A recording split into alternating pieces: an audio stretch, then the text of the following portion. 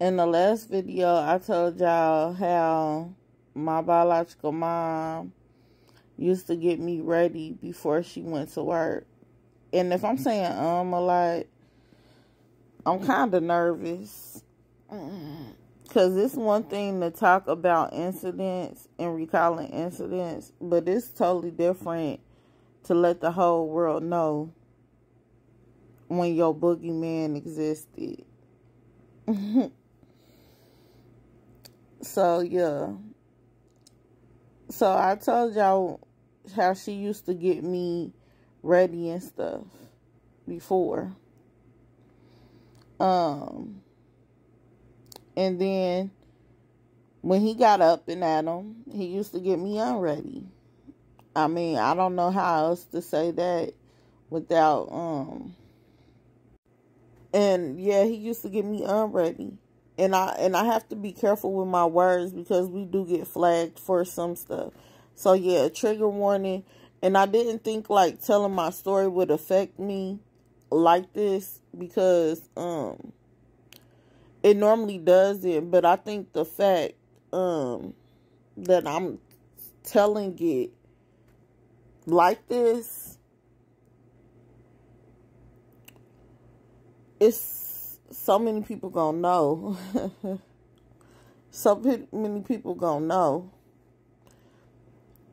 So many people gonna know. Whether you listen to it in its entirety, whether you actually watch it, whether you keep up with each part, whether you hear some of it, it's like I feel like that inner shame that restrains people who go through these scenarios, that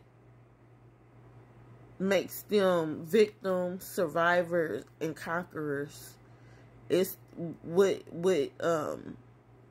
holds us down and what holds us back. Because on some levels, I feel like this is what holds us in captivity mode to the shit that we go to. And I'm not subscribing to that shit. So yeah, he would get me unready. Meaning he would be like, Cam, it's time to go wash up. And I remember the first time I told him that my mom had already washed me up, he beat me within the inch of my life. He beat me within the inch of my life. So I just went into the bathroom.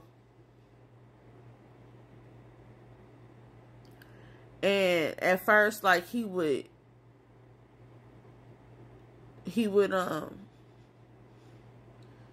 touch on me and things like that. And then he would touch on parts of my body that I was not even self-aware of at that age.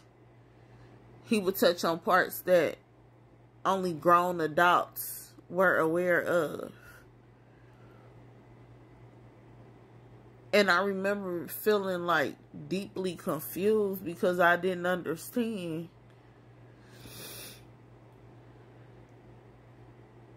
And I mean, at this point, I had already seen him, like, you know, hitting on my biological mom. So like, I knew when he told me, like, if I said something, he would do something to her, because I had already seen this. So his word had weight. So I just remember being deeply confused and conflicted about what he was doing to me.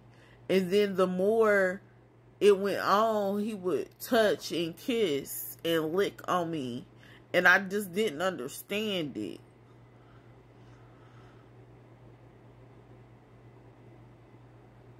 And then even more it went on. He would ejaculate.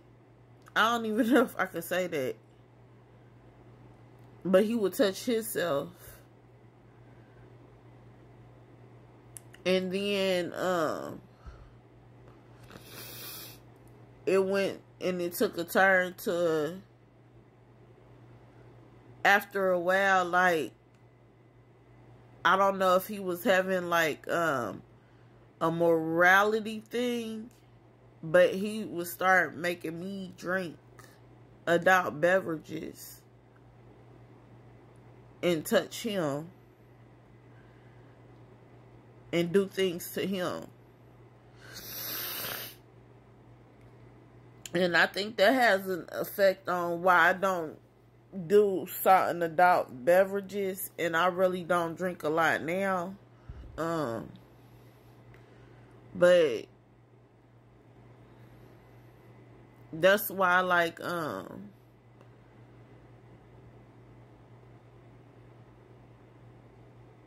I think I don't have tolerance for certain things, or I can't excuse certain behaviors. And I remember even as a kid when he would tell me, like, if I would tell, he would hurt, like, you know, my biological mom, or he would hurt my sister. I thought like I was doing this and like sitting there and I was like protecting them. And the whole time, like, I found out later in life, I wasn't protecting them. I literally had myself open. And he was just using that as a way to manipulate the situation.